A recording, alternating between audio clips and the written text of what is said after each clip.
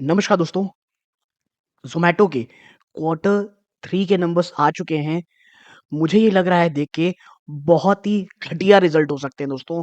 सीधा लेके चलता हूँ रिज़ल्ट की तरफ। आप देखें यहाँ पे, अगर आप देखेंगे रेवेन्यू फ्रॉम ऑपरेशन में नज़र डालेंगे, तो ये मिलियंस में तो थोड़ा ध्यान दीजिएगा। 1948 करोड़ रुपीज़ का यहाँ बिज़नेस हुआ है दोस्तों रेवेन्यू फ्रॉम ऑपरेशन। पिछले क्वार्टर में ये 1661 करोड़ का था और 1 साल पहले देखेंगे 1112 करोड़ रुपीज़ का ये टोटल रेवेन्यू फ्रॉम ऑपरेशन था। बात करते हैं अदर इनकम की, तो इस बार 173 करोड़ रुपीज़ के रहे हैं, जो पिछले क्वार्टर में 169 थे और 1 साल पहले ये 147 करोड़ थे। और जब हम टोटल रेवेन्यू को चेक करते हैं दोस्तों, तो टोटल इनकम 2121 करोड़ है दोस्तों, जो पिछले क्वार्टर में 1830 करोड़ थी और 1 साल पहले 1259 करोड़ रुपीज़ थी दोस्तों। ठीक है? तो ये हैं आपके टोटल इनकम। अब ज़रा बात कर लेते हैं भाई, क्या खर्चों ने जो ये बढ़ोतरी है उसे तो नहीं खा लिया है? और मेरी ये पूर्णतः उम्मीद है दोस्तों कि ये खा ही लिया होगा। खर्चे बहुत बड़ी मात्रा में बढ़े होंगे, क्योंकि देखिए टोटल इनकम देखेंगे तो ईयर ऑन ईयर बेसिस पे मुझे लगता है 70 से 75% की ये जंप है दोस्तों, जो कि अपने आप में फिनोमिनल है दोस्तों। बात करें एक्सपेंसेस की, आप देखिए सबसे पहले चेंज इन इन्वेंटरी देखेंगे तो 2 करोड़ रुपए की रही है, जो पिछली बार 34 करोड़ की थी। एम्प्लॉयी बेनिफिट एक्सपेंस देखेंगे तो 395 करोड़ रुपीज़ रहा है, जो पिछले क्वार्टर में 381 करोड़ था। 1 साल पहले ये 411 करोड़ था। यहाँ पे गिरावट हुई है दोस्तों। अब बात करते हैं अदर एक्सपेंसेस की। देखिए, आप एक आयरनी देखिए, एम्प्लॉयी बेनिफिट एक्सपेंस तो कम हुए हैं। एडवर्टाइजमेंट और सेल्स प्रमोशन में आपको दिखाऊँ, 347 करोड़ दिखा आपको? ऑलमोस्ट 348 करोड़ आप कह सकते हैं, जो कि पिछले क्वार्टर में मात्र ये 300 करोड़ थे।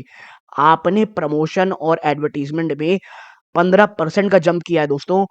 डिलीवरी एंड रिलेटेड चार्जेस देखेंगे 654 करोड़, ऑलमोस्ट 655 करोड़ है, जो पिछले क्वार्टर में 590 करोड़ था। अदर्स देखेंगे तो ये 526 करोड़ रहे हैं और यही कारण है कि टोटल एक्सपेंस आप देखेंगे दोस्तों, तो वो बढ़ के 2485 करोड़ रुपीस रहे हैं, 2485 करोड़ रहे हैं, जो कि पिछले क्वार्टर में ये मात्र 2091 करोड़ थे और 1 साल पहले ये 1642 करोड़ थे।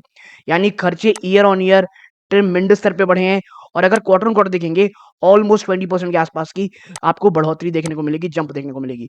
यानी कि आपके खर्चे बहुत ज़्यादा हैं, आपकी इनकम से बहुत ज़्यादा है, यानी आपने इस बार भी लॉस पैदा किया है।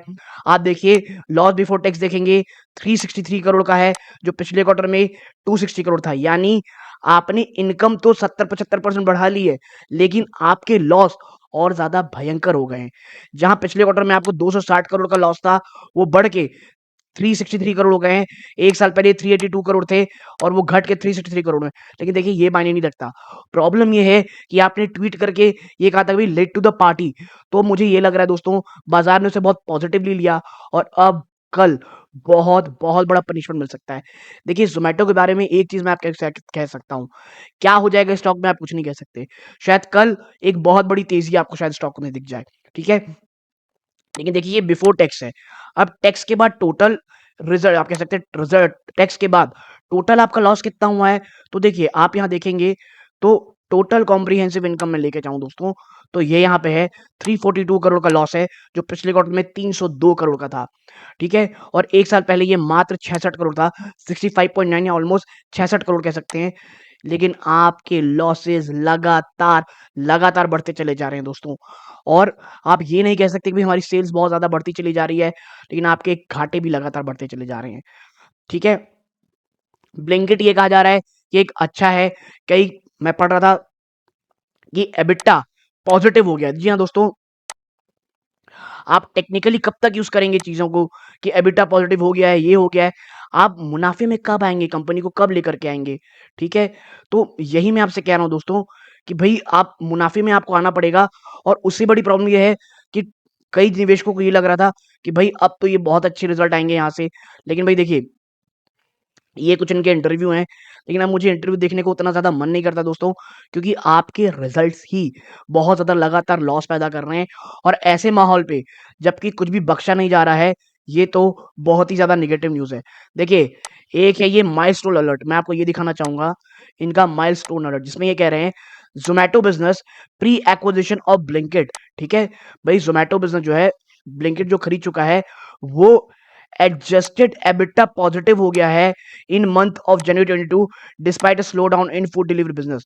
यानी ब्लिंकिट्स ये कहना चाह रहे हैं कि भाई बहुत बहुत ज्यादा फायदा हमको हो सकता है।